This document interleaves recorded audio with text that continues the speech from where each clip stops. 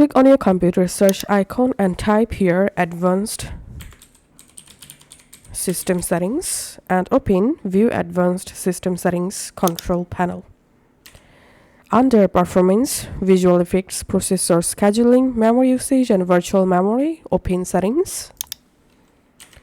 In here, select the Advanced tab, and here we can see the Virtual Memory section. Paging files is an area on the hard disk that Windows uses as if it's via RAM. So all you have to do is click on Change. So here, all you have to need to reset your virtual memory, you have to check this option, automatically manage paging file size for all drivers. This will reset virtual memory to Windows Automatic Management.